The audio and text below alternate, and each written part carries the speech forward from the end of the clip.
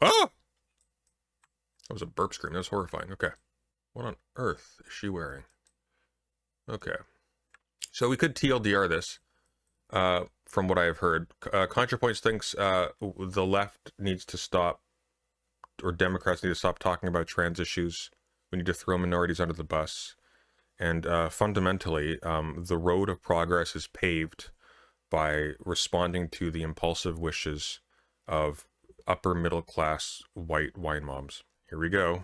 West has fallen. Why? Because of like the West has fallen. Why? Because of like degeneracy. And the evidence of that is often like look at modern architecture compared to a cathedral. Right. You know. That's true, actually. Have you seen my Discord server? How did this happen, Western man? Right? Ridiculous meme posts. We used to be a proper country. Like, and the image attached to that caption is a 7-Eleven ad from the 1970s. So it's like... Really? Yeah. It's Wow. like, look at this advertising image from 3 decades ago. Yeah. Wouldn't it be better if we were still like that? Thank you, Scalawag, for the 5 gifted memberships. Appreciate it. Welcome to Doomscroll. I'm your host, Joshua Citarella. My guest is Natalie Wynn, a video essayist and content creator. I have to talk at the EU Parliament later this month. Really? About how the left can compete with the online right. What should I tell them? One of the reasons I have a difficult time answering this question is that a lot of the reasons why the online right has the reach it does are things we would not want to emulate. For example, a lot of online right commentators are frankly backed by money. Yep. Like not like crowdfunding money, Yep. like institutional money. Yeah. And Big money, deep pockets. Yeah, exactly. Yeah, so just look at how many Democrats are supportive of Israel's genocides in the Middle East. Boom, there you go. The equivalence right there. We don't care though because they're not white. So sometimes it's like, do we want that? I think that for a lot of people on the left, the idea of having like oligarchs backing you would be kind of defeat the purpose. Well, the Right. NGOs, Yeah. those No, that's exist, true. liberal That's true. NGOs. That's true. For a couple years now, people have been talking about like, what if we had a leftist Joe Rogan? Like, wouldn't like, do we want a leftist I've never heard Joe that one Rogan? Do we before. want a leftist Joe Rogan? I don't know. Like, I mean, I don't. But would it be useful to have one? Maybe. I'm sure I would hate it. But so what? I mean, I think the reality, you know, like if I will lecture men for not wanting to be in a coalition with their mother. Well, I also think I'm going to have to deal with being in a coalition with some kind of leftist manosphere. Right. And I'm prepared to just deal with that. Right. Why? Right? Like, I think that part of my, like, realistic... Why would there even be a leftist manosphere? Like, that wouldn't be leftist. There's this weird, and it stems actually from right-wingers who are pretending to be centrists. There's this weird argument going around that men in the West are uniquely lonely and that therefore Western leftists in English countries have to start somehow competing directly with Andrew Tate by teaching young men how to get a girlfriend and to wash their balls. And that's just not what the function of left-wing politics is. It's not supposed to supply you with the equivalent of a church, obviously, and it never will do that. You supply those things with social programs that allow people to be educated and equipped to be fit, well-nourished, and competent and healthy. That's what you do. And it's so weird. It's like, oh, I guess we'll just have to resign ourselves to collaborating with leftist Andrew Tate and all of the badness that entails. But it's like, no, you don't. Just because Graham Plattner is playing the role of manly man in the woods father figure to the kind of loser who needs that in order to be compelled to vote for their own interests, does not mean that's even the Democratic Party's strategy or anyone's strategy. No one's going to follow through on this. No one's doing this. Like, the people who would be bought by that sort of thing already have, like, the manosphere for that. They'll go that way. You're just selling them republicanism light again. And people who want republicanism don't want the light version. They want the Mexican version made with real cane sugar. electoralist idea about politics is accepting that I'm gonna have to be in a coalition with a bunch of people I don't like, because that's at a national election in the United States means having the support of a very wide group of people. You're telling me that 77 million people can't belong to the same subculture?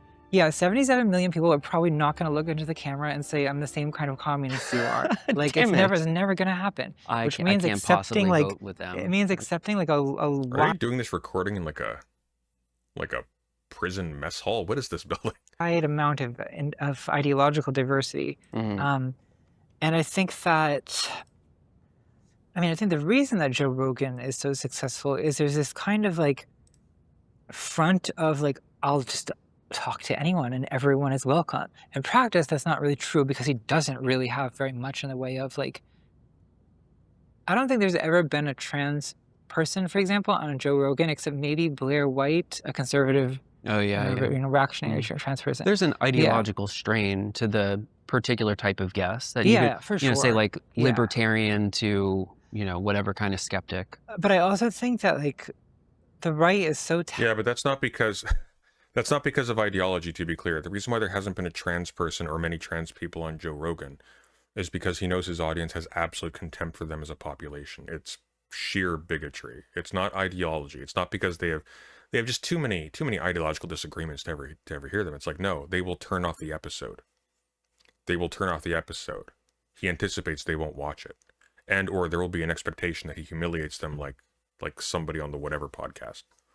Talented, a kind of, in a soft kind of way, they love bomb, right? I mean, I've experienced it myself when in periods, this has happened on a recurrent basis for 10 years. As every few months, like, some large faction of the online left decides that I am, like, the villain of the month, right? And it will just be a mass. It doesn't bother me that much anymore because it's kind of. Then why do you delete all of your tweets about it? It's become like, well, there's only so many times it can happen before you start, like, taking it less seriously. That's an excellent point, actually. One of the things that has happened very recently is a lot of people have started to learn that online disapproval doesn't actually have any value if there's no action taken for it. And unfortunately, there are a lot of really dumb people who are just really excited about Contrapoints because she's trans and because she's famous. Sort of like with philosophy tubes, sort of like with a lot of these people. Keffels is a great example. Brianna Wu at one point was a great example. And they will defend these people no matter how horrible they are, how retrograde they are, or how much they betray the people they claim to represent or built their brands off of representing. They'll just keep following them and keep liking them because they're living vicariously through them. I don't even think they even realize they're doing it. Have you seen Rationality Rules video about the manosphere? That came out a couple days ago, didn't I? Did not. I don't pay attention to manosphere stuff because it's fundamentally worthless. It's a giant distraction. But I think that it used to really upset me, as it upsets most people when it happens initially, because it's kind of not. I mean, the normal, when a bunch of people are screaming at you and telling you you're a horrible person, I mean, the ego's instinct is to defend itself, right? But when that's often happened to me, I often am reached out to by people on the right who are like, hey, like, I see what's happening to you on Twitter. And that's, like, really horrible what they're saying. Yeah, but you know what I noticed, though, Natalie? You never do that with people on the left. You never do that with people, for example, who are being bullied. I mean, hypothetically, by your audience, as a matter of fact. Because a lot of times, people who criticize you or people who criticize other prominent trans women, who, despite being trans and despite selling themselves as leftists, will go out of their way to befriend and connect with right-wingers and transphobic bigots very frequently, but will show absolutely no concern whatsoever for the people in their own audience, spread none of the wealth that's come your way in the direction of helping them. And you're fundamentally self-serving hypocrites whose primary function is as a perverse game piece, freely given away territory morally to the right. You don't care about other people who the right wing is targeting. You care about right wingers who show a vulnerability, who you perceive a vulnerability in that can make you able to befriend them to your benefit. To you, like, do you want to come on my podcast sometime? Right, like that's kind of their, like, recruitment method. Yeah. When have you brought on? When was the last time you brought on one of your critics? Maybe a trans woman is like, hey, maybe demonizing leftists for advocating for the interests of, the people they exist to represent and coddling, you know, Nazis. Maybe that's not cool, Natalie. Those people don't get a say. You just get to deperson them and talk about them as if they're part of a collective blob. But that right-wing shithead, because they're rich and famous, you baby them. You baby them, and you commiserate with them about how horrible your own side is, quote unquote. It's like they reach out, they sort of exploit the divisiveness and the vitriol of leftist spaces to kind of like lure people out. So division. Yeah. Well, and especially because like there is like a genuine kind of like tall poppy syndrome type thing on the left. I mean, we've sort of talked about what this. Is tall poppy syndrome? Okay, so it means that she attributes all criticism to her being rich, so therefore leftists hate her immediately. And it's nothing to do, for example, with like specific things she says or does, or disingenuous ways in which she casts her critics. It has entirely to do with the fact that she's just rich and famous, and we are, of course, all envious of this. You know, because the left is apparently the equivalent of incels. Tall poppy syndrome is a notion that like tall grass gets cut, let's say. So like if you rise to a certain level of prominence. This is literally just a kind of pink-washed version of. This is literally just a pink-washed version of when, like Jordan Peterson says, you know, people are just resentful because other people are bigger than them. That's literally all it is. She's a Fed, changed my mind. She didn't need to be bought. She was so eager to sell herself, she accidentally gave away all of her stocks for free. The left become the target. Turns on you, yeah. And I think part of that is the same hipster mindset that leads leftists to turn on a politician who gets elected. Right? Is that it's like, well, now you're the establishment. Well, what if they get into office and they're elected and they don't fulfill their promises and they start, you know, drone striking brown people? What maybe that's justified. There's a little micro version of that happens in influencer world where, I mean, early in my YouTube career, you know, a lot of people, I think I probably have lost a large percentage of my earliest audience because a lot of people liked me because they saw me as this kind of like, you know, a queer transgender underdog who was like they related to. And then I got too big and they don't relate to me anymore and they resent me for getting too big. No, I think they resent you because you told them that getting mad about celebrities endangering the public by having big international parties and flaunting their wealth while normal human beings weren't able to visit their dying relatives in hospital due to COVID lockdown, calling those people envious. I think they were pretty disgusted by it, actually, Natalie. I think they probably find you to be a viscerally callous, self-serving, and shallow human being, and that's why they're angry now, because they mistook you for a human. And it's like, I think that then like caused like a kind of extreme moral, extremely like you know, stringent moral purity that was expected of me, and that I was not able to deliver. What moral purity did you violate? I think that's a more interesting question to ask. Like when you say moral purity, did they mean that you talked to the wrong people, or did they mean that you were signaling things that were counter to the values that you had framed yourself as representing and counter to the people who you claim to be representing in order to appeal to people like J.K. Rowling because they have an audience of scale that you will never be able to attain otherwise? Maybe? The degree to which the audience can turn on the creator also is... I love... What is this species of creature? Like these interviewers where they literally have nothing to say, but they will simply agree with the interviewee and sort of gesture like this, as if they have any comprehension of anything that's being said or what have you, but somehow it is really important to them to appear as if they are part of a conversation and are not simply facilitating an egomaniac's monologue. Fanatical, because it was their like favorite thing. It was that subcultural identity before. And now that they feel in some way betrayed, it's like they just kind of unload all of that kind of parasocial fanaticism into this new outlet of, oh, I actually hate that person. I've hated their stuff the whole time. And that's not just a leftist thing. Like I do think that on the right, I think it's just a social media everyone thing. kind of hates each other, right? Too, right? Like, but they're somehow able to like. I think maybe it's because they believe in loyalty. No, let's talk about loyalty for a second. You went out of your way to try and befriend the fucking Clintons who voted for the invasion of Iraq. Who are you loyal to, Natalie? On some level, they when it counts, like they come together to support Daddy, whereas the left doesn't do this. Not really. I see. I mean, tell Vosh that. So I don't know. It's not that there's no leftists online, but I also think that like there is a struggle to convey leftist ideas to like. To be fair, Twitter leftists said the most horrible stuff about Contra for years, even when her content was broadly progressive. No, it doesn't give her freedom to become a shitlib, but it does explain. It doesn't explain, and I'll tell you why. If you're a public figure and you represent something, frankly, you don't have the right to use the fact that, well, the internet is full of people who will be mean to you, therefore I'm befriending people whose bread and butter is getting millions of innocent people killed. And persecuting the most vulnerable members of society. Like, I'm sorry. Me mule wouldn't walk in the mud, so I had to put 72 bullets in her. Like, you see how it doesn't work?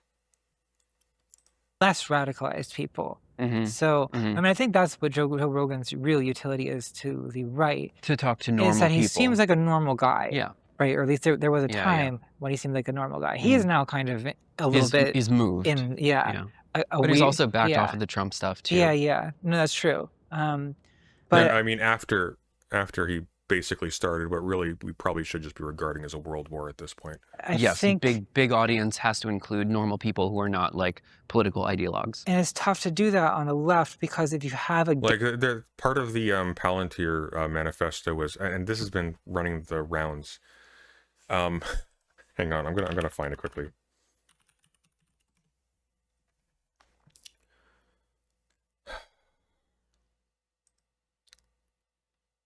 Like, there is a reason why people are not gung-ho for Trump like they were earlier. People are seeing the writing on the wall after it's sort of, burrowed its way to the outside of the adjacent building. XYZ problematic thing. There'll be a bunch of leftists online screaming at you for platforming fascists or whatever, right? So the temptation is to maintain... Yeah, you are watching what, The Boys? I'm watching From right now. In the boundaries of the cloister. From is very good, by the way. It's not perfect, but it's very good. It's like a cross between I want to say Annihilation, Twin Peaks, and a little bit of Lost, although it even has a lead actor from at least the first couple of seasons of Lost. So I don't know. It's hard to say like what the solution to that is. I mean, like you've had the Democratic politicians like Gavin Newsom like do this where he's like, I'll talk to anyone. Like, yeah, I'll talk to Ben Shapiro. Yeah, I'll talk to But people don't like that on the left. They don't like. No. I think they don't like Gavin Newsom. Trying to persecute trans people and then pretending like he's benign for a little bit to look hip and cool online and calling what's happening in Israel apartheid and then walking that back. At DankProl7884 super chatted $5. Trump has an episodic identity. He constantly rewrites history to make himself the winner. It's not conscious lying, it's a psychological cope. I think it's both. It's a strategy that people adopt because it works and they buy their own bullshit. I think they eat the poison pill. Like it. Yeah. Or like I know trans people in particular feel super betrayed by Gavin Newsom like saying he's willing to kind of back off on the trans. I watched the paywall patron part of this interview on Kick. It gets even worse there. She talks about Israel Sunday. Oh, is this one censored? Do you have an upload of that, Aiko? I'll watch it on yours. I'm a little bit curious. I'm curious what her Israel take is because these people have by and large essentially thrown, I mean, Contra is actually somewhat famous for this, have thrown Palestine completely under the bus for the sake of electoral politics in an election that they lost in a landslide. It would be funny if it didn't involve hundreds of thousands of people being displaced. I'm going to grab some more coffee. Aiko, can you send me a link to your VOD? Because I'll watch it on there. And I'll skip past you a little bit, and it's not, no offense to you, it's just, oh my god, your commentary takes so long. But Aiko, yeah, send me your coverage. I'll be right back, guys. Give me a sec. You are obsessed with this, right? In other words, Graham Plattner does this a little bit. Yeah. But to flip the obsession, to flip the obsession accusation. Oh, I see. Right? I see. Because it is like, I mean, I think back to like the... Hey, listen, the last few minutes was signaling my support for Hassan Piker now, okay? Where Hassan Piker stands on the stream at this point. Okay, Aiko sent me the thing, but it might be on Patreon. Aiko, do you want to call in, actually, and just share your screen, and we can watch it with you, and you can show me the segment? that would actually be quite helpful, because if it's on Patreon, I don't think I'm actually a patron of yours. I provide you with moral support, and I'll let you shill your Patreon as well when you come on. There you go. I can't. I'm getting ready to what? What are you getting ready to do? Oh, it's free tier. Oh, well then. Well then. Oh, Frabjous Day, Kalu Kalay. But seriously, if you enjoy Ico stuff, they watch cool stuff on Patreon. Okay, let's see. Joshua Citarella. I don't even need to join. Wow, okay. Nice. Is there a timestamp I should be looking for here? Turn it back on them, accuse Republicans of being trans. That's the ticket. I mean, we've read Deleuze, right? We're all trans. I'm an artist and internet culture writer based in New York City. I'm the host of Doomscroll, a podcast. No idea it just happened? It just happened. What do you mean it just happened? Are you live right now? This is from yesterday. It didn't just happen. This happened yesterday. When was it? Hang gliders. Okay, I'm seeing hang gliders on the screen. Okay, that must be around here. Yeah, isn't everyone the oppressor when you really think about it? How true. That's unironically like the fucking Totally. What you said earlier about Ico is the host of Doomscroll? No, but she should be. you know, the That's not in Deleuze in D&G. Isn't it? I thought that was an anti-Oedipus. the whole like it's like the white replacement but with leftists.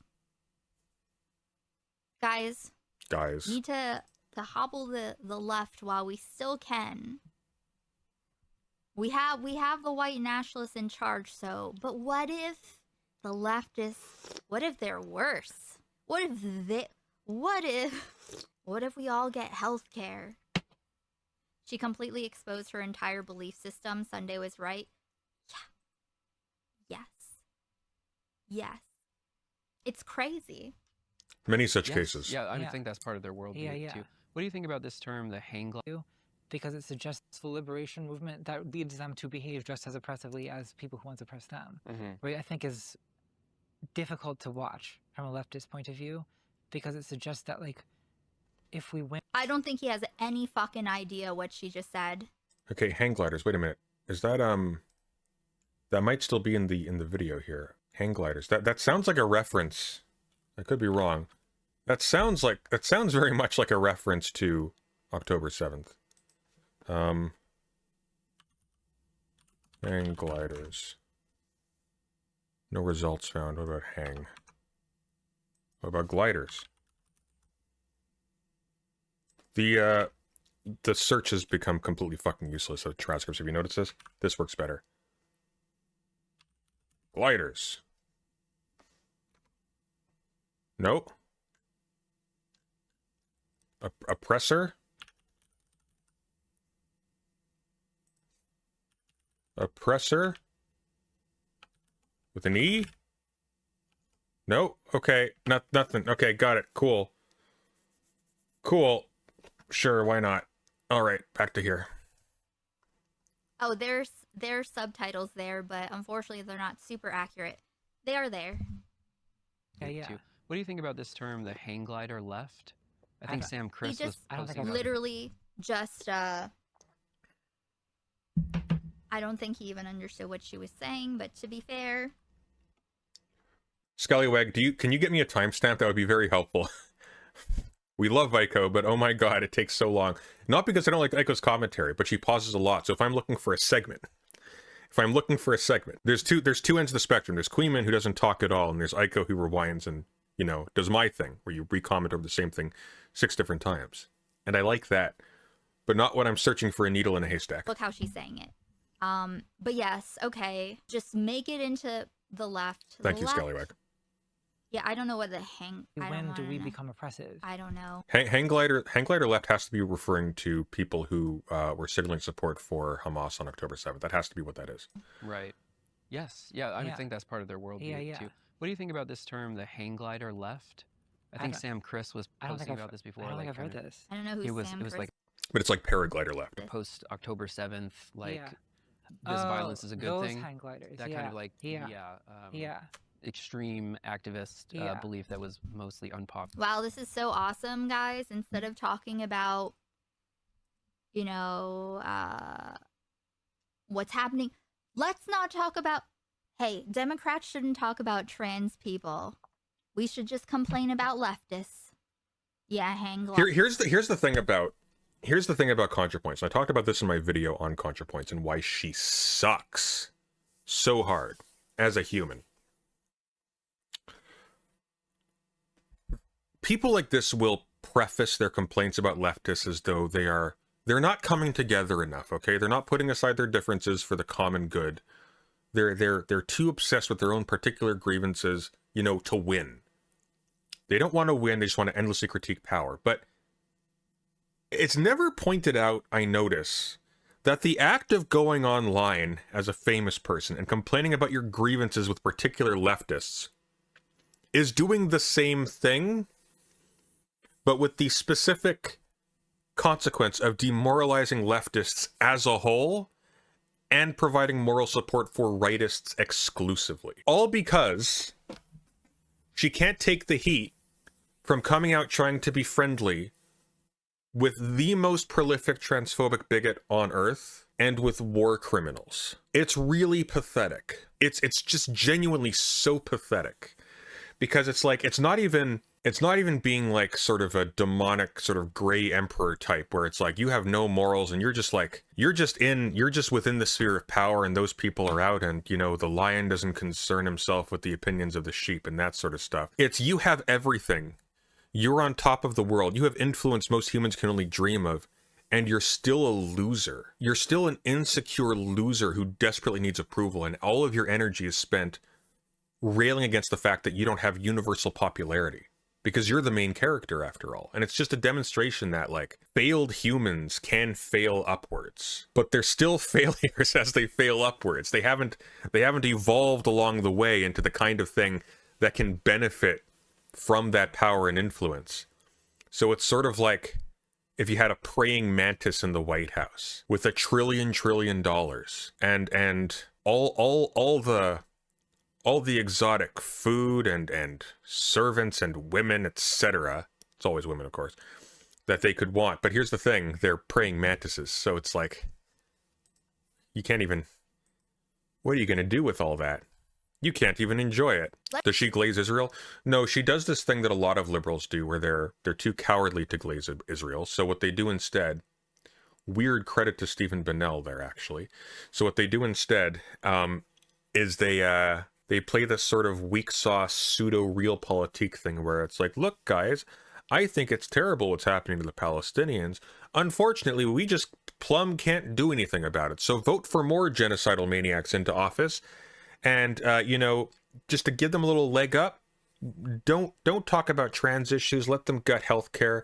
Let them pander specifically to the right wing. And you just shut up about your interests, okay? It'll magically sort itself out in the end. And maybe, you know, once there is no left anymore and it's just conservatives and reactionaries on both sides, just one side pretending to be slightly gayer than the other side, probably, though, actually the reality is reversed, but I digress. Maybe someday, possibly, you'll get some government support for your emergency room visit. Perchance.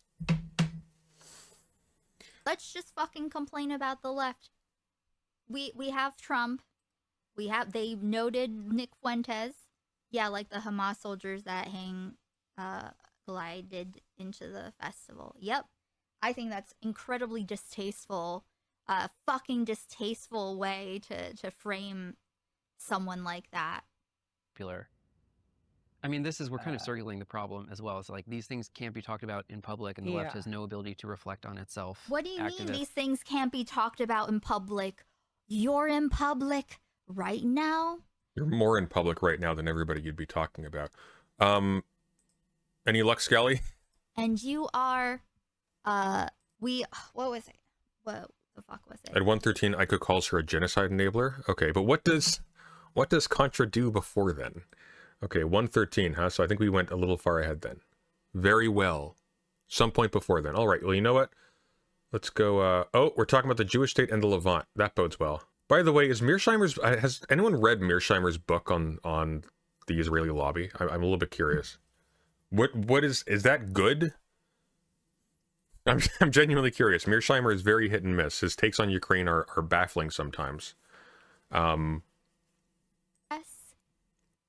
She thinks about it in the context of, oh, how does this affect me? Oh, people on Twitter are giving me shit. Yes, that's what you think about when you think about the genocide. You think about yourself. And people are calling you a genocide enabler. Okay, Ethan Klein. I didn't expect any more from her. She feels like one of those people. Yes, I agree. One Where of you those going, people. Frankie? What are you up to? Just want to hang out here? Like a good little baby you are? Listen, I know this is about a cat and not about Iran or about Natalie, but I'm going to allow it. She's obviously using the most extreme things said on Twitter. I thought she's about talking to regular people. Yeah, not so much, huh? Not so much. But yeah, like who cares if you're called a genocide enabler by someone? Who fucking cares? Brianna Wu cares. She's supposed to be on that podcast. Maybe reflect. Why are they calling you that? Do you think that they're just being a little extra, or maybe a right-winger in disguise, or maybe a bot? Don't engage. Maybe people would think that you're a genocide enabler because you don't call it a genocide. You call it an ethnic cleansing. Sunday, what about Plocky's book, The Russia-Ukrainian War? Pretty good up until the halfway mark. So one of the problems with, like, Plocky is generally very good. However, there is a point. There is a point in Plocky's book where it stops being sort of like analysis of information we don't have, and it starts to become just sort of a retreat of news talking points. And it's not that it's like bad. It takes a pro-Ukrainian stance, which is fine. I'm pro-Ukrainian. I think a pro-Ukrainian stance sort of makes sense. You're talking about a country that's been invaded, but the issue there is not the political stance. The issue there is there's just a lack of analysis. If that makes sense, it's just a recapitulation. And it's sort of like the end of like the Gates of Europe, where he has like sort of additional chapters on like the war in Ukraine. It's like it doesn't really tell you very much, you know. But the stuff talking about like the geopolitical reality prior to it is super well done. But I probably would, as soon as it starts to get closer to like 2022, you can probably just drop it, honestly. People were like, oh well, which is weird to say when you're talking about the Russia-Ukrainian war, but like bluntly at a certain point it stops being, you know, useful history. You can probably find like a summary online that will save you some time. But the beginning part, really good, really good. They want all the murder to stop. We abolish Israel. No, how about, listen, stop murder first, and then you can argue about it. This is not, you don't have to worry about this part yet. Jesus. Sunday, adopt a cat. I want to adopt a cat. I got a lot on my plate right now, but I do want a cat very badly. I'll give it a nest on the bookshelf. Some of the anti-Zionist discourse has gotten to a place that I find to be similar to abolish the police. What? Why would you say that? Hang on. Why would you say that? That's so weird. In terms of the insistence being not just... Oh, also, if you didn't watch the VOD from yesterday, I'll link it. Okay, hang on. Is this in here? Hang on. Maybe we'll... The transcript searcher doesn't frickin' work. It's like, dude. There we go. Like, oh my god. Here, okay, so it is here. Okay, good, we found it. Kind of abolish the police thing. I mean, we've already mentioned this. We're not going to abolish the police. Like, that's the theme of this podcast is we should not let people forget their recent mistakes because we have not yet learned from them. Well, I think that it's tough when you're in the moment to... Okay. First of all, two things. Editor. That's her thumbnail shot. Okay. Secondly, Machiavelli talks about this, okay? You aim above the mark because you will fail. If you aim above the mark, you hit what would be your mark if you were being realistic, which means being realistic actually means aiming for the more extreme position so that the compromise is actually what you were aiming for. It's called the art of the deal in some circles, okay?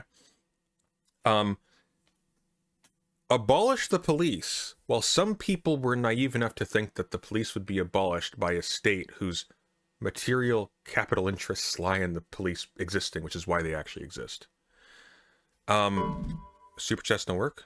Any other super chats should be working. I don't know what's going on with you. No, it's not. Patron only. Okay, we'll go back. Abolish the police. Put tremendous pressure. BLM put tremendous pressure on police reform, on police having to wear body cams, creating an intense atmosphere of public scrutiny for police violence, especially as it was racially targeted. And it made real differences. I hate when people just say, like, oh, BLM did absolutely nothing. It's like, a lot of these police killings that happened before George Floyd weren't recorded. They just happened.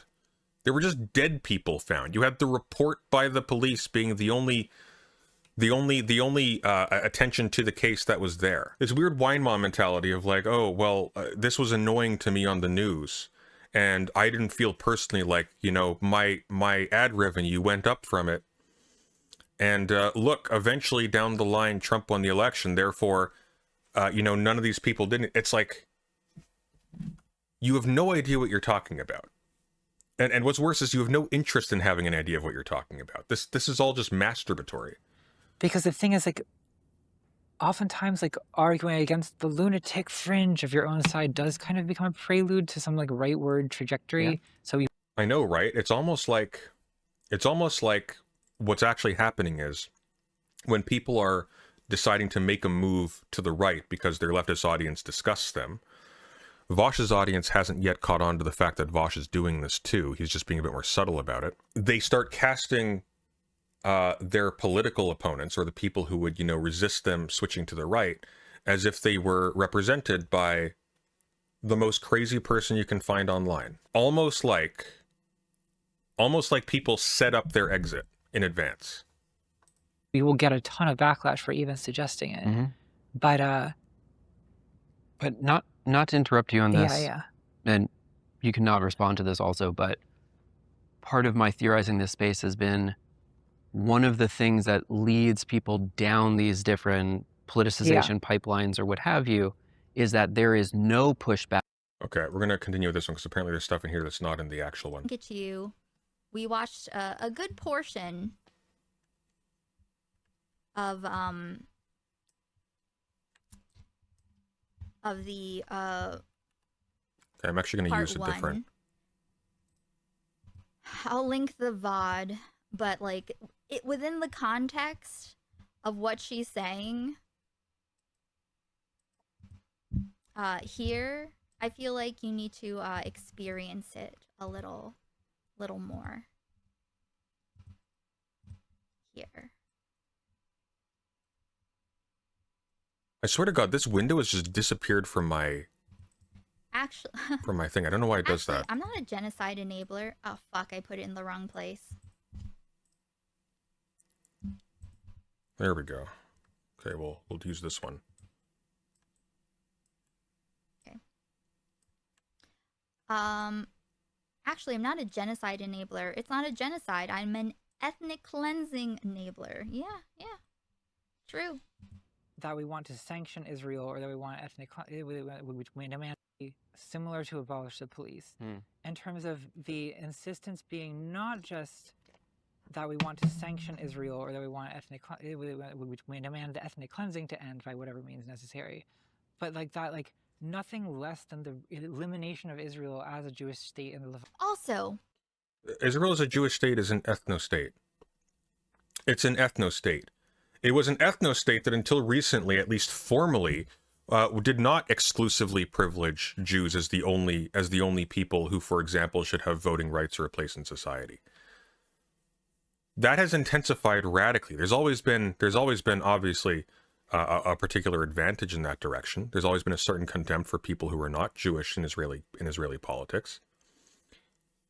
But there was still this facade of it being an open secular democracy in which Jews, Muslims, and Christians, and atheists even, all more or less were equal citizens. That was sort of the myth. And that's just gone away. Now it's just entirely about squeezing out the outsider and just eliminating everyone who isn't that in the surrounding region. They are ethnically cleansing Lebanon right now. I bet Natalie doesn't even know about that. Why? Because I don't think she watches the news. I think she makes a video essay once every year complaining about people who complain about her. And that's it. That's her life now. That's her existence. She's top shelf Brianna Wu, basically. Brianna Wu, if Brianna Wu, just didn't have to do whatever Brianna Wu is doing to herself to do that. That's it. How about this?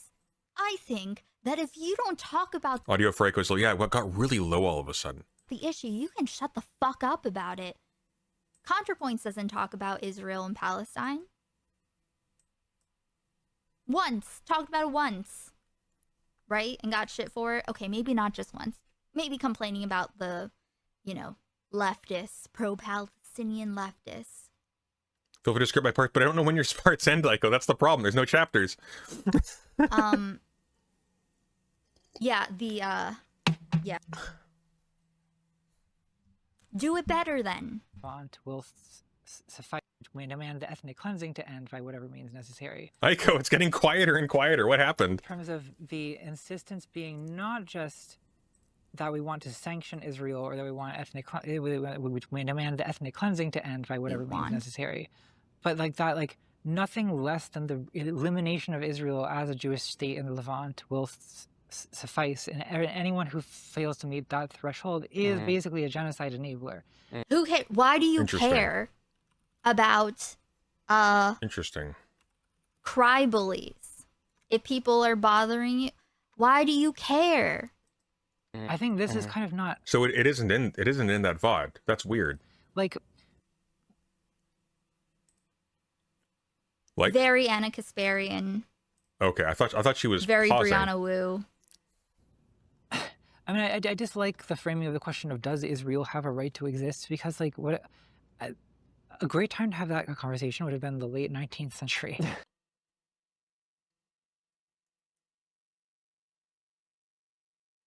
What? What do you mean the late 19th century? What? In the early 20th century. 1967, maybe. It would have been, yeah.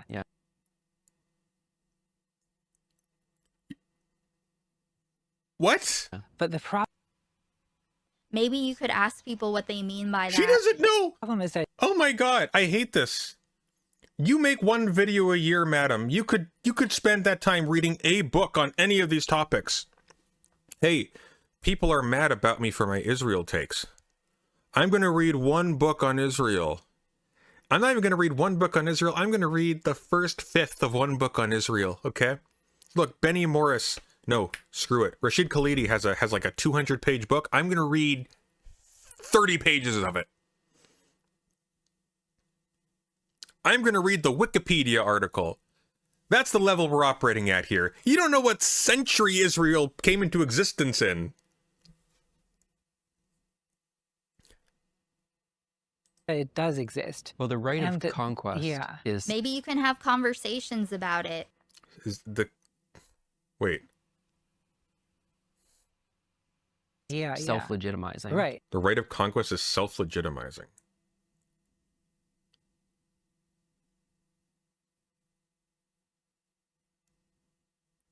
But they didn't conquer. They didn't conquer Israel, though. The British Empire did. Right, exactly. But basically, what this does, the reason why this is... The British Empire did, because they were anti-Semitic. And they used a combination of Christian eschatology and anti-Semitism to justify moving all of the Jews out of Britain. Lord Balfour was a raging anti-Semite.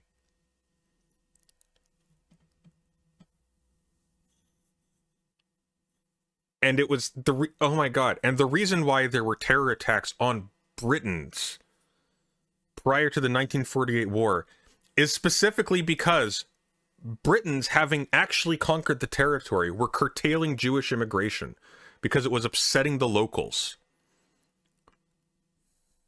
Eschatology? No, not that kind of eschatology. Like they were using that sort of eschatological thinking, that kind of like there's a necessity for Jews to be in command of the Holy Land for the end of days, right? That's why Christians, even anti-Semitic ones, are super on board with Israel being a Jewish state. Does that make sense? You'll see this in America all the time. Even people who are like, you see it a lot. You see it here, for God's sake. The difference between that and Jang is that Jang thinks that world leaders actually buy into that. That's the difference. Enabling is because it shuts down the conversation. It says, oh, well, these leftists... By the way, if we get to $100 in super chats, I'll cover Dugan and Jang debating on Sneeko, okay? But only if we get to $100 in super chats. That's my stipulation, because that is pain. This is pain, too. That is way more painful. Palestinian leftists, they are unreasonable. What they want everything. They want unreasonable things, so we just shouldn't talk to them. We shouldn't engage with it at all. Just used to dismiss the entire conversation. I think it's pretty fucking disgusting, actually. Rules in 1967, maybe. Yeah. But the problem is that it does exist. Well, the right of conquest is self-legitimizing. Right, exactly. But there was no conquest. This is really important to understand. There was no conquest by Israel. Israel did not conquer the territory. Britain conquered the territory, and Israel engaged in just massively corrupt internal politics after the fact. There was no Jewish army that arrived at the shore and said, "We claim Palestine for Zion. Those of you who want to fight, go on that side of the line. Those of you who don't want to die, go over here and work in the mines." Okay, that would be honest, at least. That's not what happened here. You know, rules and norms that we're talking about, like those things don't exist anymore. So a right to exist is like kind of, there is no institutional body to enforce that. Yeah, there is. There's the international community. What are you talking about? 100% there's an institutional body to enforce that. The issue, though, is that right to exist is like rights fundamentally are fictions. Rights are downstream from an enforcement, right? So when you're talking about within the anarchic system of states internationally, in terms of the logic of statehood, like by definition, if Israel is capable of enforcing itself, there's nothing to say it can't, because it's like at a certain point, normative statements are meaningless. It's one of the reasons why moralizing is a waste of time. It's like, oh, wait, Israel's not allowed. It's like, says who? Israel can't do that. That's genocidal. It's like, okay, but they did. So what's actually happening here? Well, what's happening here is you have a population of people who have been acculturated to permit and indeed even enjoy the mass slaughter of innocent people on racial grounds. Question is, do you dislike that enough to stop paying for it? That's it. And the answer to that question is no. You don't. That's it. That's what matters. It's those effective connections. There is no cosmic measure saying this side is right and this side is wrong. You have to win, and you have to pay the cost of winning to be that thing. That's all. That's it. And so it exists because it has the right of conquest. Yeah, so I think most people, when they say that, they mean, does it have a right to exist as a like a Jewish state with a, you know, as an ethnostate. She's doing the same thing she complains about, but in the opposite direction. Yeah. Israel has a right to exist is an Israeli talking point to paint over the current atrocities. Yes, exactly. Exactly.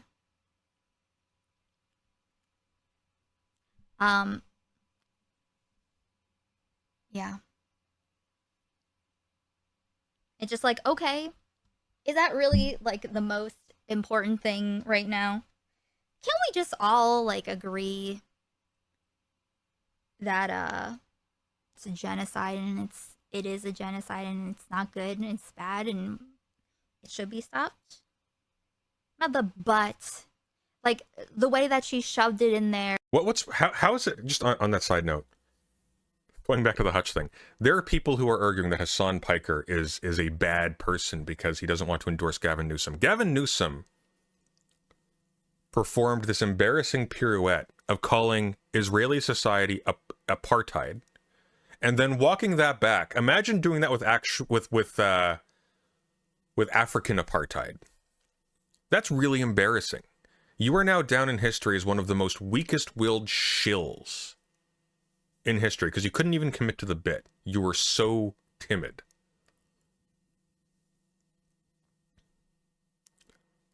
It's wild to me. It's like the legacy of these people. This is going to be a big embarrassing blob.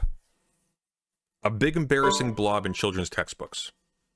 At Rosat992 super chatted $5. Debate bro. Profound, thank you. By the way, we are now at $87 until we get to Professor Zhang versus Alexander Dugin. We will cover it in full. If we get to $100 in super chats, I will cover that debate in full. We're also doing a Patreon stream tonight with some theory stuff. She's like, you know, sanction Israel and like demand the ethnic cleansing to stop.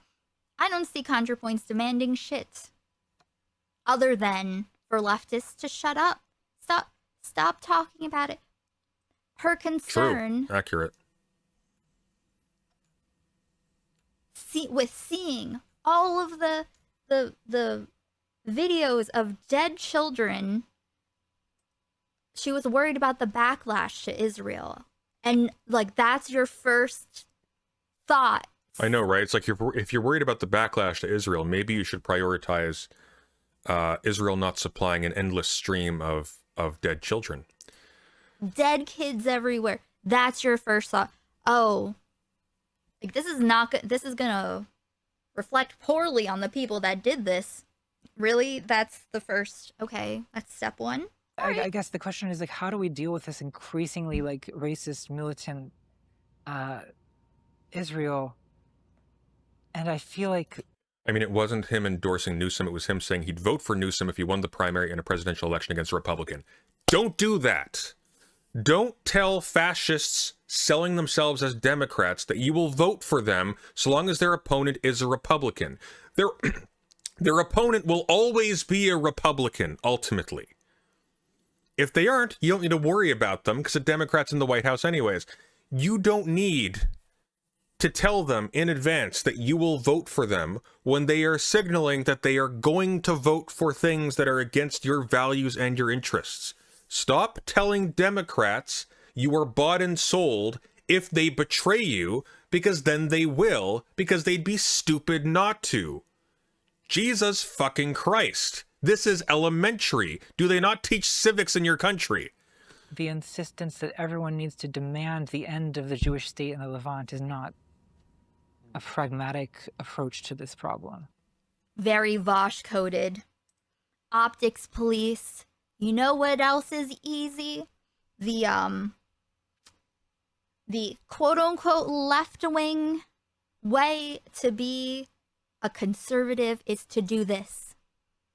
Just say no, we shouldn't do that. Not coming up with any real ideas, just being like, no, I don't think that's a good look. That's literally it. That's what Hutch does. I don't think that's a good look. Her arms are too sore from being such a great ally for so long. That is true. Because I mean, like everyone needs to demand the end of the Jewish state in the Levant is not. I've got one of those like shiatsu things on a stick. I really wish I had that with me right now, but it wouldn't be aesthetic for stream. A pragmatic approach to this problem. What do you mean everyone? Since when do you control everyone? That's why when, like I do not care. The categories can change. I stay the same. I have my I have my, you know, I don't want to say the moral grounding meme, but really, like, I know why I think the things that I do.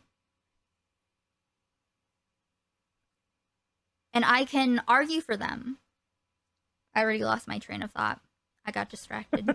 And yeah, so I guess the question is, thank you for the that, Aiko. optics policing. It's very easy to be like, there we go. She brought I it don't around. like that. Don't do that. It's not a good look to, like, to the person next to you.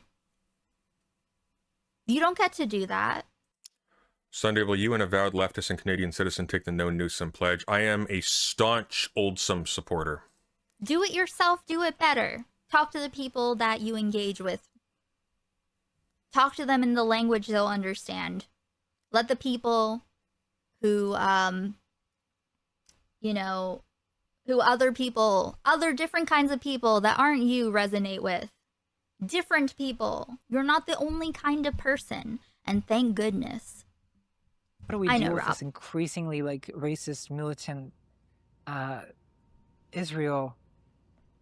And I feel like the insistence that everyone needs to demand the end of the Jewish state in the Levant is not a pragmatic approach to this problem. Because I mean, you and what army? Who's going to stop them from existing? Like, they have nuclear weapons. I don't know. They're more well-armed. Yeah, that's the problem. What? Because I mean, you and what army? Who's going to stop them from existing? The Americans, clearly. Israel relies on American funding for its power. It's not very big in production. It is fundamentally a funnel and a laundering mechanism for American tax dollars. Like that's America would. Nuclear weapons are a deterrent against nuclear weapons. They do not protect international sovereignty. That's kind of a myth. They don't work that way. I mean, case in point, like...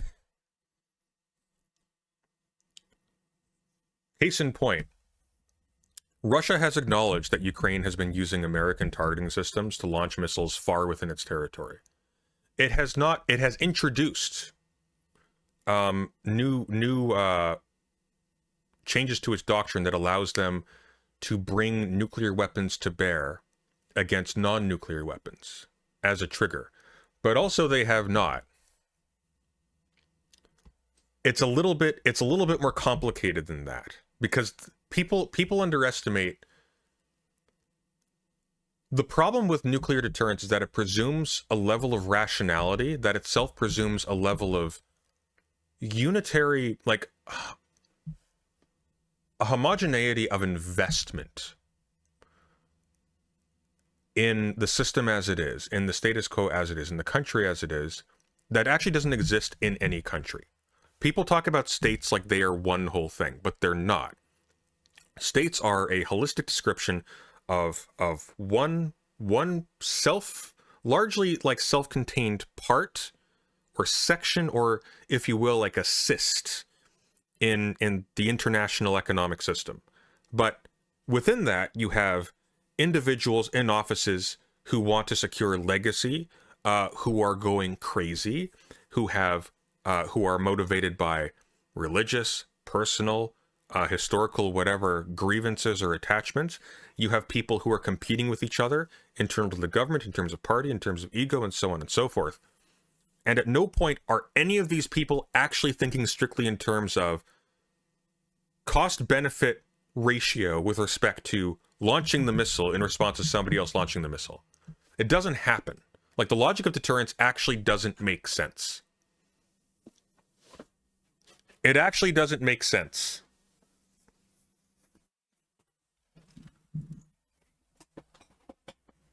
But also, Israel has lots of enemies with really big armies. A couple of them are currently waging direct war with the most powerful military on earth and destroying international support for Israel in the meantime, while very likely leaving Iran in a much more powerful position after this concludes than when they started. Assuming something insane doesn't happen, which, to be fair, not a sure bet right now. existing. Like they have nuclear weapons. I don't know. What do you mean they have nuclear weapons? Picture Contra when South Africa was an apartheid state saying, the Boers, they're a small people and getting rid of their colony would be kind of like anti-Boer ethnic. Yeah, it's kind of in that territory. Have nuclear weapons. What's going to happen if we're not out? But also, by the way, nobody serious is even asking for that. Nobody serious is asking for the dismantling of Israel. People are asking for the dismantling of ethnocentrism and imperialism. Most people, including most respected pro-Palestinian advocates, including people who are Palestinian and have property that's been stolen from them in Palestine, are in favor of what? The dismantling of the Israeli state? No, because the Israeli state is actually very useful for human rights and for general well-being and prosperity and so on and so forth.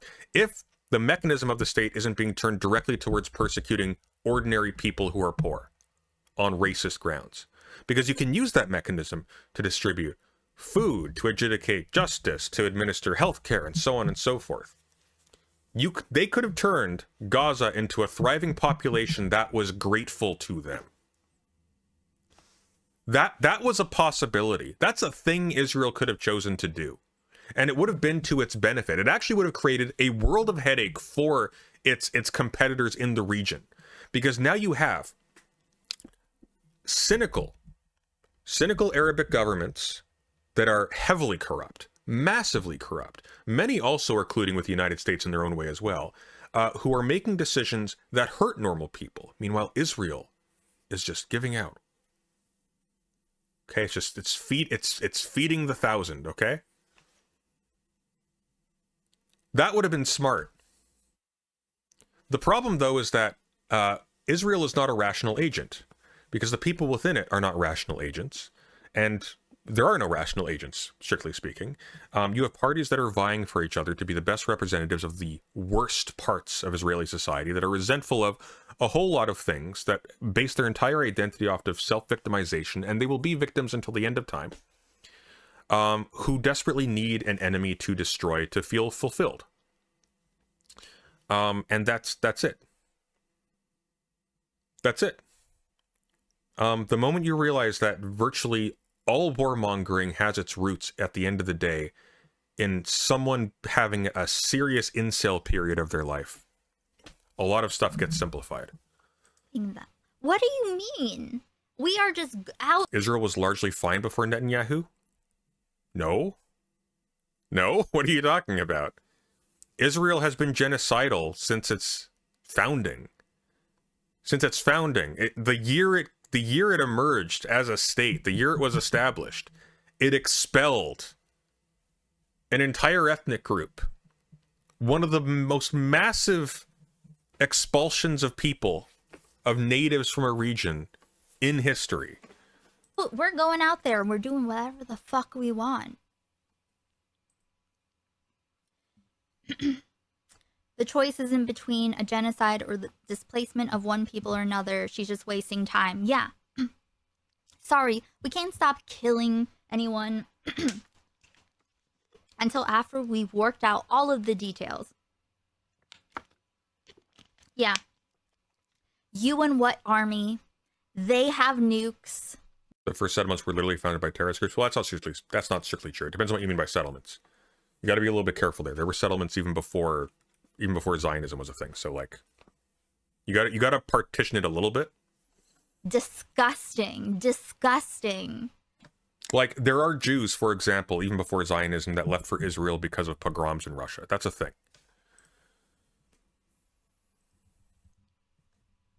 They're more well-armed than South Africa? Yeah. Sure. What, you think Israel's gonna do fucking shit to us? What are you talking about? They could be gone. Ooh, careful, Ico. That's not strictly speaking true. Israel has killed Americans and indeed Israelis for being publicly opposed to its genocidal activities. It can do things and has done things. It's kind of famous for it, actually.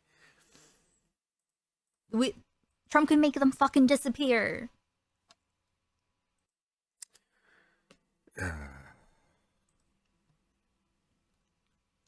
you can stop giving them a ton of money and support to continue what they're doing. Why doesn't she bring that up?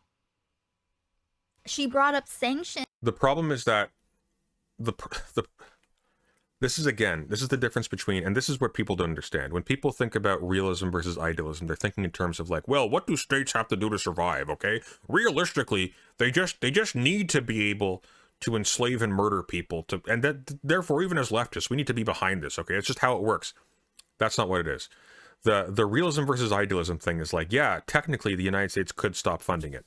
Here's the problem. By funding it, they had put tremendous amounts of capital in the hands of nationalists in Israel that then repurposed that money to go back into an incredibly corrupt and media-bought American democracy, so that politicians, Democrats and Republicans, who are opposed to Israel are immediately outfunded by their opponents. So, essentially, America financially twisted its wrist and then handed its wrist pre-twisted to someone who wants to mug it. And lo and behold, they're picking its pockets with low resistance. So people get paid by Israel immense amounts of money that was freed up by America paying Israel to make it so that politicians can only win who support bills to pay Israel more. For Jesus, I guess. Saying that, you know, it's one thing to want... She didn't say that she wants sanctions. She's just saying that... You can always find some new horror about Israel. Try the Kastner affair. Zionists worked with Eichmann to secure Zionist Jews for Israel without warning others about the shit happening. I actually didn't know it. Can you link me that? I actually didn't know about that. Link me something on that. That sanctions could... I mean, it's par for the course. Once again, like, one of the great things about Benny Morris is that he's an evil psychopath. So when Benny Morris, who is in favor of genocide, when Benny Morris says, yeah, the Israelis were the aggressors, and they didn't actually care about Jewish lives, Ben-Gurion flat out said, like, when asked publicly, hey, would you rather save all the Jews in Germany, but send them to Britain, or save half and send them to Israel? He picked the half. Ben-Gurion was in favor of letting half of all Jews die. Like, that's pretty consistent. That's pretty consistent. Because, you know, you need the state after all. You need the state after all. Jews were also assassinated by Zionist extremists. Jews who were, for example, opposed to it on religious grounds. Because, sort of like the Iranian Republic, a Jewish state has many contradictions in terms. Many contradictions in terms. It forces people to contravene Jewish law in order to fight on behalf of a British-imposed colonial state that just has Jewish written on its name. Speaking of idolatry, it's one of the things people have a lot of trouble with too. There is not a continuity between Israel the people, Jerusalem the city, and Israel the state. Israel the state is a splinter of the British Empire. It is not the Jewish people. Super important to understand. Be okay, I guess. You and what army? The fuck? Get out of politics. Shut the fuck up.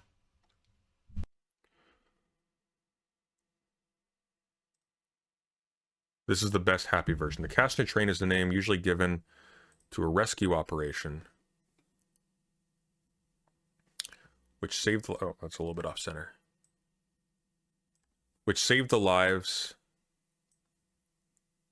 of over 1,600 Jews from Hungary during World War II. It consisted of 35 cattle wagons that left Budapest on 30th June 1944 during the German occupation of Hungary, ultimately safely arriving in Switzerland after a large ransom was paid to the Nazis. The train was named after Rudolf Kastner, a Hungarian Jewish lawyer and journalist who was a founding member of the Budapest Aid and Rescue Committee, a group that smuggled Jews out of occupied Europe during the Holocaust. Kastner negotiated with Adolf Eichmann, the German SS officer in charge of deporting Hungary's Jews to Auschwitz in German-occupied Poland, to allow over 1,600 Jews to escape in exchange for gold, diamonds, and cash. The deal was controversial and has been the subject of much debate and criticism, with some accusing Kastner of collaborating with the Nazis, while others argue that he made difficult choices to save lives. The train was organized during deportations to Auschwitz in May-July 1944 of 437,000 Hungarian Jews, 3/4 of whom were murdered in the gas chambers. Its passengers were chosen from a wide range of social classes and included around 273 children, many of them orphaned. The wealthiest 150 passengers paid $1,500, equivalent to $27,000 in 2025 each, to cover their own and others' escape. After a journey of several weeks, including a diversion to the Bergen-Belsen concentration camp in Germany, 1,670 surviving passengers reached Switzerland, dear God, I can't speak, in August and December 1944. Kastner emigrated to Mandatory Palestine in 1947.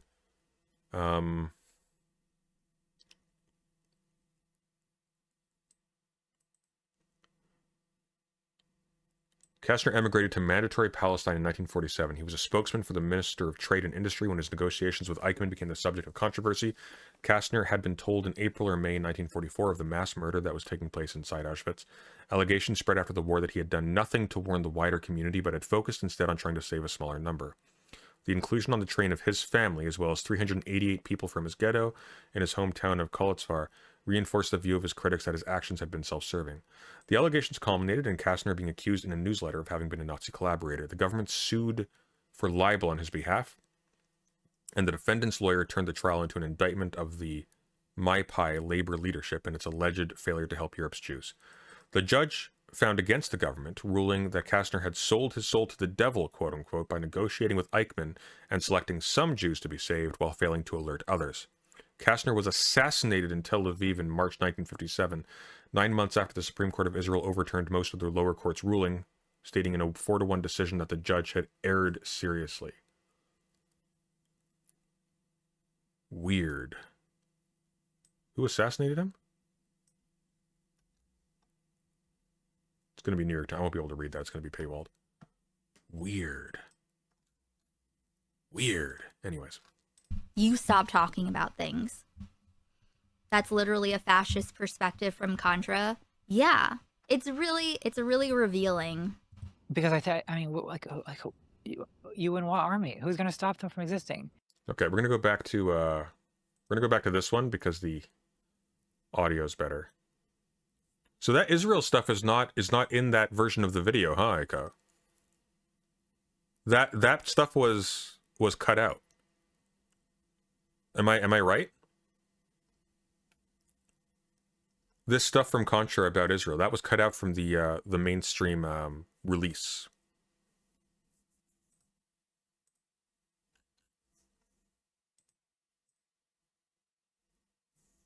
Like they have nuclear weapons. I don't know.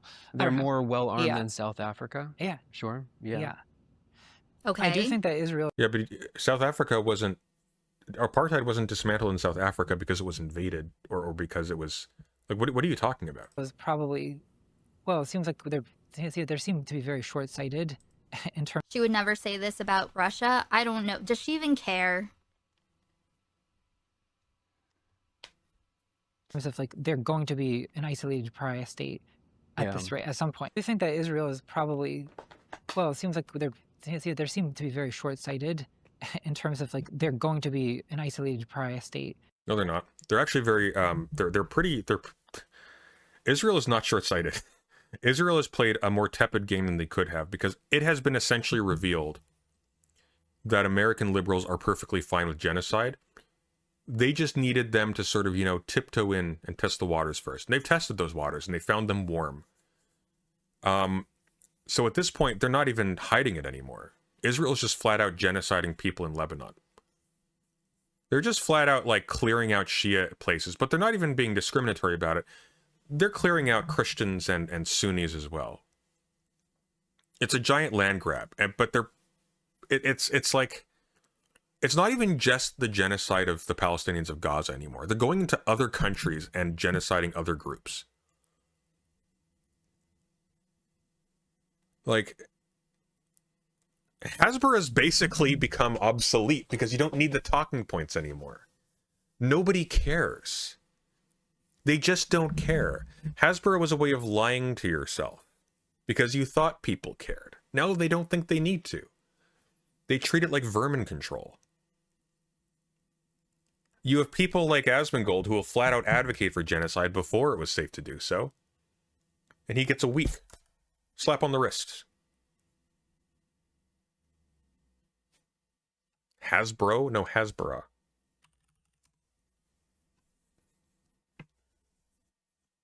It's a shorthand way of talking about how Israeli nationalists sort of like rhetorically sanitize like violent policies, right? To outsiders. I mean, they've got us. They've got us backing them up, so... If Israel was engaging in Hasbro, it'd be a much less dark timeline, okay? At this rate, at some point, right? Like, I do think public opinion in the U.S. has drastically shifted against Israel. His response to that indicates he disagrees with her.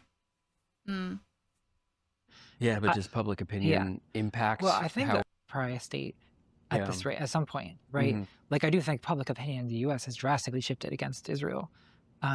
Yeah, but just public opinion impacts how our government acts. That's true. Don't think That's true. What about... But here's the question. If you accept that public opinion doesn't affect how our government acts, then you abandoning trans people is a waste of your time. On top of, you know, betraying the people you exist. The only thing in this world that gives you any actual political value. Betraying them serves you nothing. It weakens your own coalition. So you just lost clout. You just let... This is what people don't understand. It's like people think in terms of like heroic main characters that win at politics while simultaneously, contradictorily talking about how we need to appeal to the masses. But appealing to the masses means sanitizing characters. But that's not how any of this works. All of your politicians are despised because the people on their side know they're liars and the people against them know they're liars. And that's it. You know, unless you're MAGA, in which case you might think Trump is Jesus. Oh, we're not Israelis. We are here in the U.S. Contra's in the U.S., right? She's not like Canadian or something, right? Is she? She's not Canadian, right?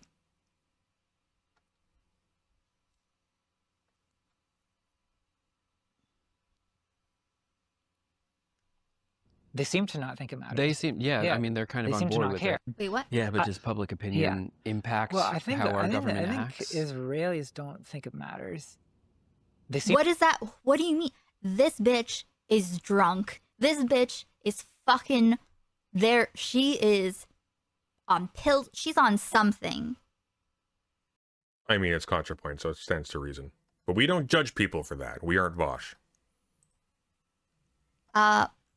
Public opinion would have to lead to removing Zionists from the U.S. government. Sunday, where's the video where Contra spoke out about against trans elimination? I am not aware of there being one. For it to matter.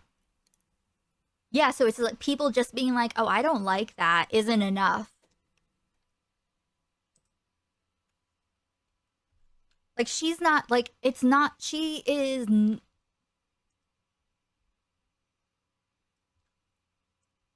It's like her breaths are becoming labored.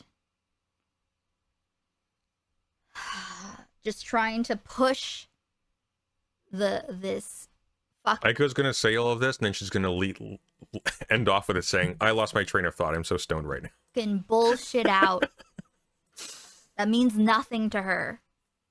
Do you really think this? Do you not think it matters? They seem, I mean, they're kind of... yeah, but just... In terms of, like, they're going to be an isolated pariah state at this rate, at some point, right? Like, I do think public opinion in the U.S. has drastically shifted against Israel. Yeah, but just... Okay, $5 says Aiko pauses on the same clip again. Public opinion impacts well, I think how our government I acts. think Israelis don't think it matters. This is what I mean. This is what I mean. This is what we are subjected to. Okay. We're talking about the U.S. I'm listening. I'm listening. Stupid and drunk? They seem to not think it matters. They seem... Okay, she's going to rewind again. She's going to rewind again and then she's going to pause again at the same part. Yeah, Yeah, I mean, they're kind of They on seem to board not with care it. at all. Yeah. There's very little effort to like, And pitch this as anything. Speaking of what Yeah. percentage of society is Yeah, yeah. fascist, that's Well, right. that might be 50% over there. Yes, It's a little bit higher than that, actually. it might be. Yeah. I feel that in the long term, this will go badly for them. But In the long term, everything goes badly for everybody. It doesn't matter because the people in power right now are not going to be alive for it. In the long term, everything goes badly. That's how the world works. Stuff goes good, and then it goes badly, and then it goes good, and then it goes badly, and that's it. There's a great scene from Charlie Wilson's War. It's like the Zen Master and the little boy. Look it up on YouTube. It's great. But that's it. Like, it's always going to go badly for them. That's not analysis. That doesn't mean anything. The question is, where is it going? Where is the bad thing taking place? From what height are we falling? Where are we landing? How far up do we have to go after falling again? that's, we're talking about a time frame that is not acceptable to most people. I think one is saying no. Let me try one out on you. Yeah. Just to, because By all means. I agree. Yeah. And I was having a conversation agree? with other podcasters With what part? that I won't drag into this, Yeah. but this is gonna be the word. Okay, I'm Yeah, he didn't say what he agreed with. He just said, I agree. gonna undermine my own argument here, but white nationalists Yeah. for a long time have argued. Charlie Wilson's War is a great movie. It's the famous role I played, honestly. It's my favorite role that I've ever played. The more kind of competent, less I'm really tired, guys. I need to get more coffee, actually. I woke up with a splitting headache this morning. internet idiot versions of the intellectual movement is that white people will inevitably be a minority, and so we should now not treat minorities poorly because that's how we will be treated in the future. And so Okay.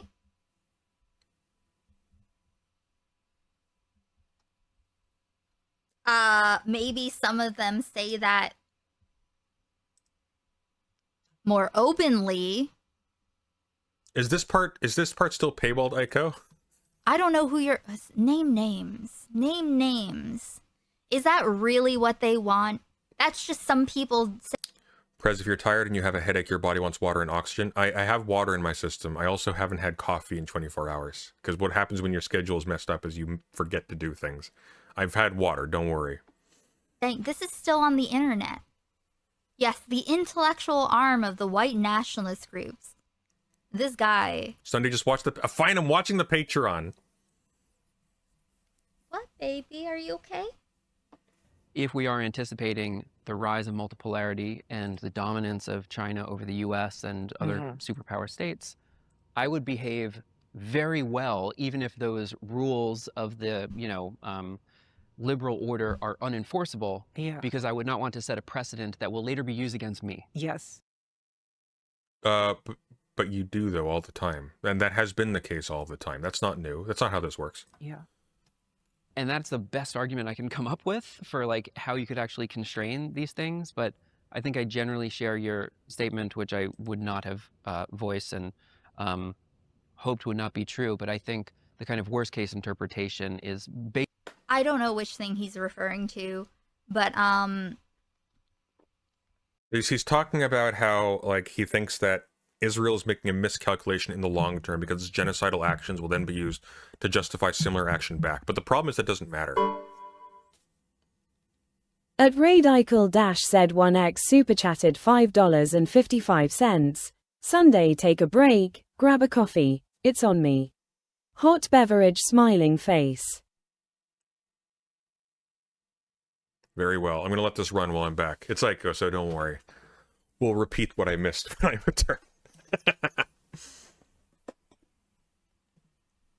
yeah, I mean, I think it's pretty clear. Israel is very confident because they have us.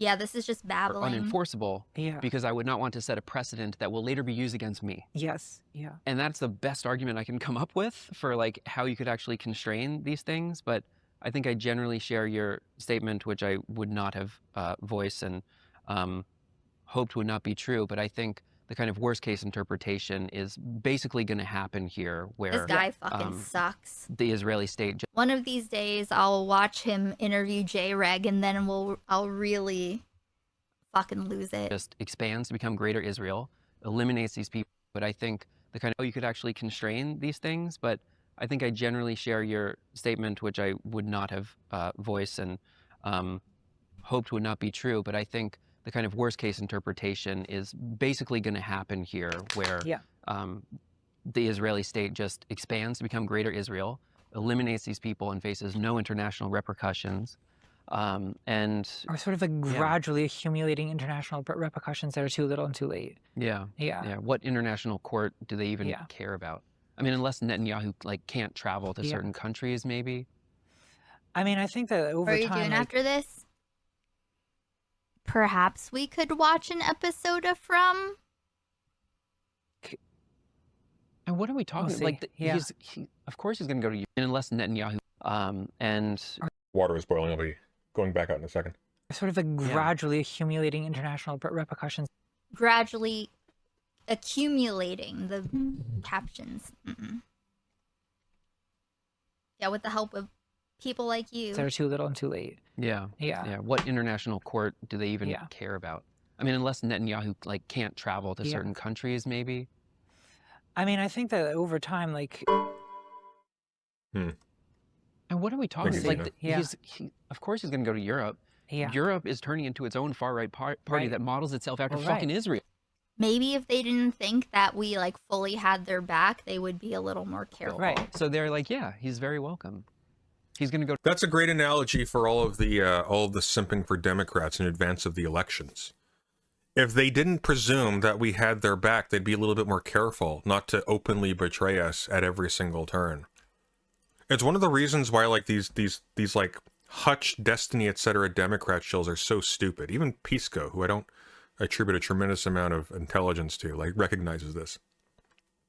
If you tell your representatives that they don't have to represent you to get their vote, they're not going to do that because that's an inconvenience for them. Go to Hungary, no problem. He's going to go to like where every right-wing populist country. Well, I think that there's also another problem with the framing of Zionism as like this kind of unique satanic evil. Is that it's like there's a lot of national. Yeah, she keeps saying that unique Zion. She does conflate Zionism and Judaism like just completely. This guy interviewed a rapist, by the way. Who? It's just. I like Pisco, yeah, but that's because you forgot about him defending Not So Erudite for disingenuously for a long time. I know what kind of person Pisco is. But Pisco's smarter than Destiny. Or, you know, he's not as rich as Destiny, so he has to play it smart. When she says, like, when she brings Satan into it, she's just invoking, like, anti-Semitic tropes. He's speaking about Europe as if it's a country. No, I don't. Every right-wing populist country. Well, I think that there's also another problem with the framing of Zionism as like this kind of unique satanic evil. Is that it's like there's a lot of nationalism in the world. Like there's a lot of countries that have nationalist or ethno-nationalist ideology. This is like hardly a specifically Zionist thing. Bro, she is just saying it. She's just saying it. Can you hear that one more time? Is that it's like there's a lot of nationalism in the world. Like there's a lot of countries that have nationalist or ethno-nationalist ideology. This is like hardly a specifically Zionist thing. Right. There's fascism rising globally. Bro, she is just saying it. She's just saying it. There are lots of nationalist countries. Why is Israel so bad? What are you saying? I mean, if you think Israel's bad, have you looked at Russia? Like what? You look like a fucking mess, and you are speaking like a worse mess.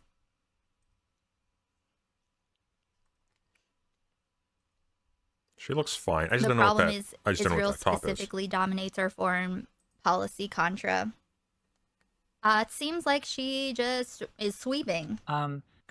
But like where every right-wing populist country. Well, I think this is also another problem with the framing of Zionism as like this kind of unique satanic evil. Is that it's like, this is also like what people don't get about the Ouroboros that's sort of at play here. You know who's really pro-Israel? I'm going to name 2 countries that are really pro-Israel, okay?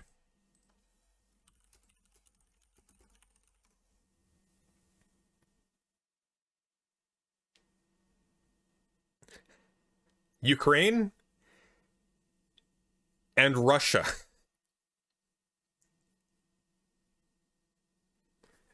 It's, do you know who benefits? Do you know who's benefited from the Iran war economically? Israel and Russia.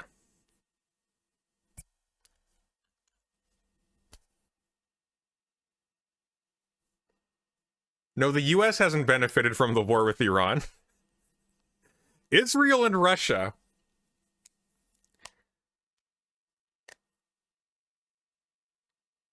People don't realize that pro-Israel Democrats, even the pro-Ukraine ones, are anti-Ukraine and also pro-Russia, which is pro-Trump.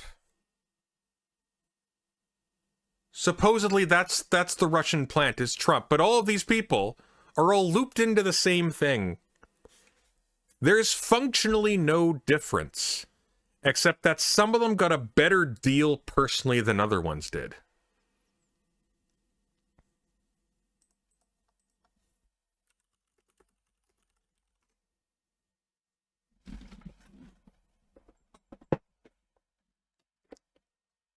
There are no like states. States are not a thing. States as a thing are fictive. They are not real. There are no states that have desires and agency and plans. There are people who occupy a place that is descriptively useful to call the network in which that resides part of a state. There are, strictly speaking, no walled-off cells in this big petri dish of the earth that have any internal coherence, actually. That's not a thing. That's a shorthand that makes certain types of propaganda effective. It doesn't actually exist. And what's really annoying is that we have basically known this for hundreds of years. Political philosophers have known this for a very long time. It didn't take the critical turn to get to this point. We knew this.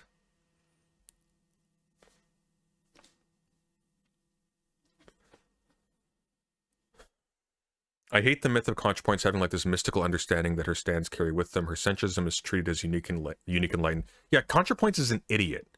She's a bozo. You know what the difference is between Contrapoints and Hutch?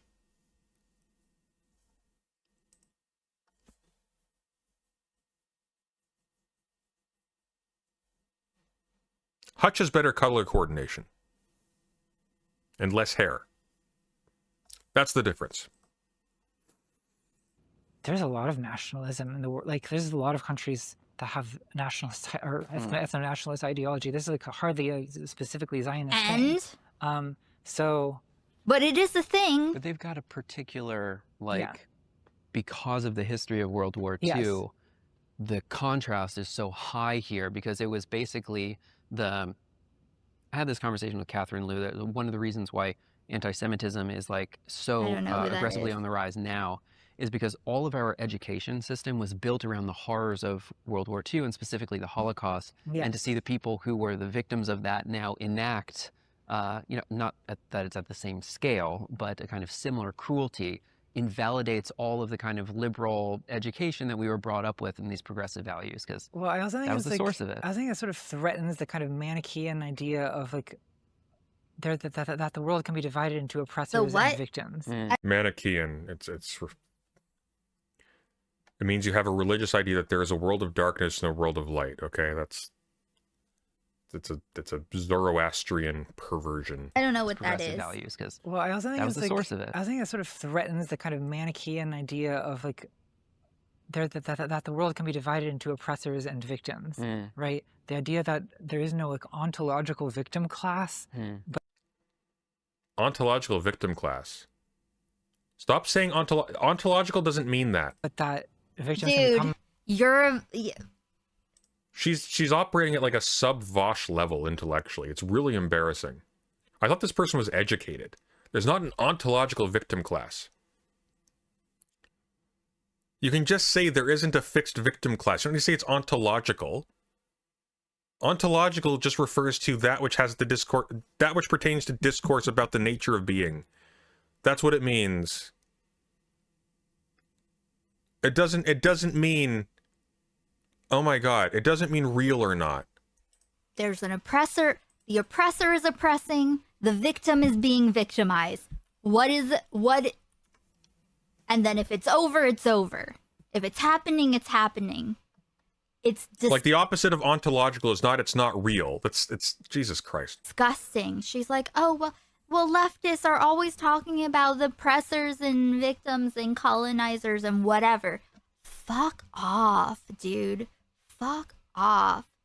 Manchian means belief in good and evil sides. I see. Hey, A4, who's the victim? Palestinians. Unless, I don't know. That the world can... liberal education that we were brought up with in these progressive values, because well, I also think that was the source of it. I think it sort of threatens the kind of Manichaean idea of like that the world can be divided into oppressors and victims. So what? Right? Who the cares? Idea that there is no like ontological victim class, but that victims can become oppressors. Or that, you know, no shit. Even worse, that like a successful nationalist, you know.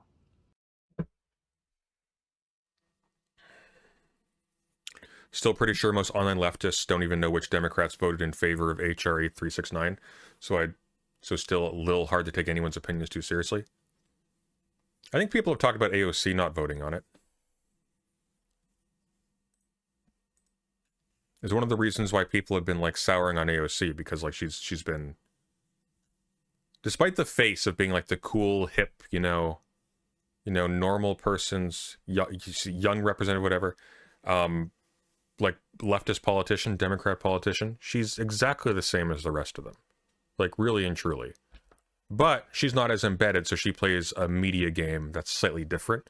But that's basically it. She didn't vote. No, she abstained from voting. She abstained from voting. That was my understanding. She abstained from voting. But she didn't vote no.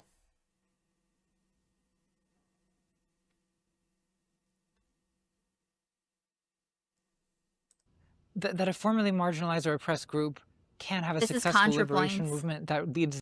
What was that bill? It was meant to prevent Biden from pausing weapons shipments to Israel. Very, very clear-cut question. Hey, should Biden be able to draw a line in the sand and stop weapons shipments to Israel while it's genociding a population? Yes, no, do not vote. AOC didn't vote. Hands off. No.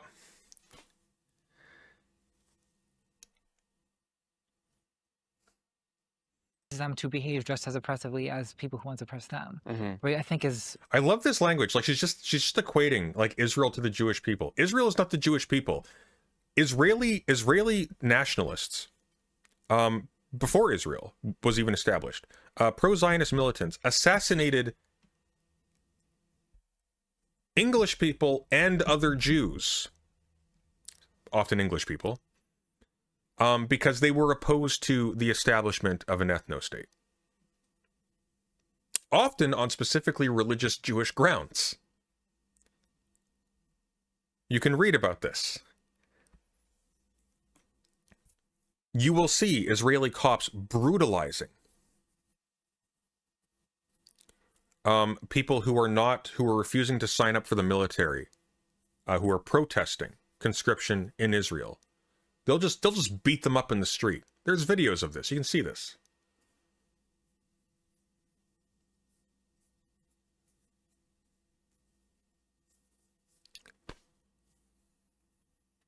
This is the mistake. People think, oh, Israel is Jewish supremacist in its constitution and its aims. But what is meant by Jewish here is very important, because they don't actually mean Jewish. They mean Zionist fascist, is what they mean. It's pro that. And if you're not that, they consider you a traitor. They don't care about you. Difficult to watch from a leftist point of view, because it suggests that, like, Leftist? if we win, do we become oppressive? Right. Stop. Jesus Christ. Yes, if the capitalist class wins, they remain oppressive, Contra. That's why you are who you are. Fuck off. Fuck off. Abso-fucking-lutely not. She just turned... This is so much fucking worse than I thought it would be. She just turned Israel, having once been victims of the Holocaust. Also, important point of information, Israel has never been a victim of the Holocaust. Israel is a state. Jews were victims of the Holocaust. And to the end of facilitating state growth, Israel did not actually support all the Jewish victims of the Holocaust, because the cynical bastards who ran it prioritized the state's power over saving Jewish lives. So framing Israel as Jews is incredibly disgusting. First of all, because it is a British colonial state. That's what it is. That's its history. And its leadership has openly said they do not prioritize Jewish lives over the strength of the state.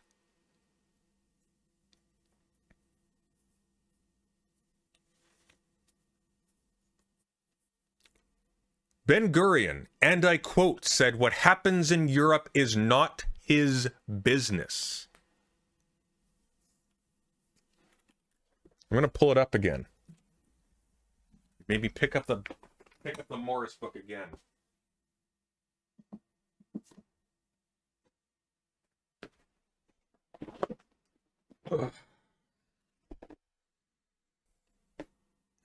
Ben-Gurion remarked in December 1938, a month after the Nazis' pogrom against Germany's Jews, known as Kristallnacht, but 2 years before the start of the Holocaust, quote, "If I knew it was possible to save all the Jewish children of Germany by their transfer to England, and only half of them by transferring them to Eretz Yisrael, I would choose the latter, because we are faced not only with the accounting of these children, but also with the historical accounting of the Jewish people," unquote.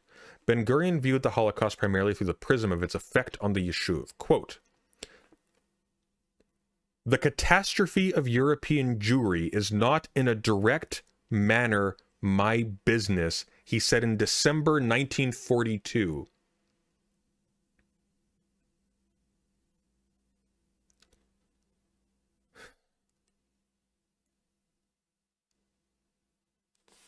Like, it's almost comical, actually.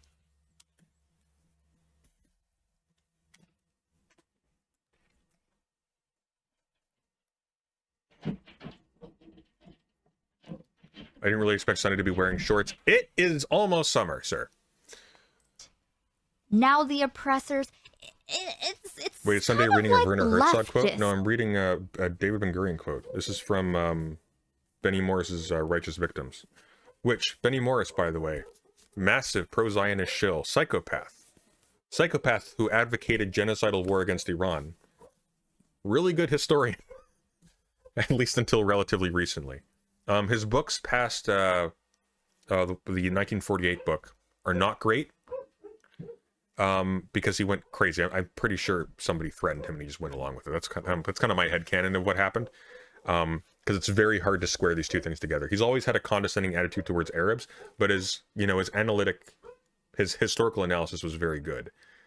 He's terrible now as a human being. But it also means that you can, kind of trust his earlier work to a better extent politically, because it's like, So when leftists are in power, are we gonna be the oppressor?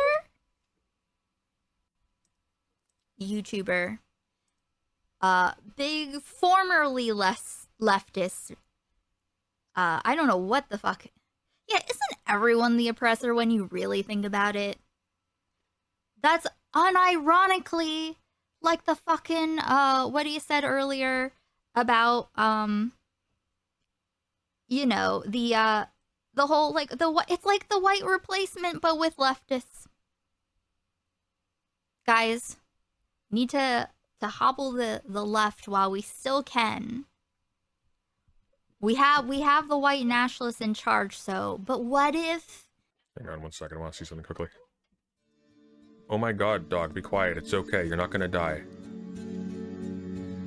Chill. You've got nothing to worry about in life, you're a dog.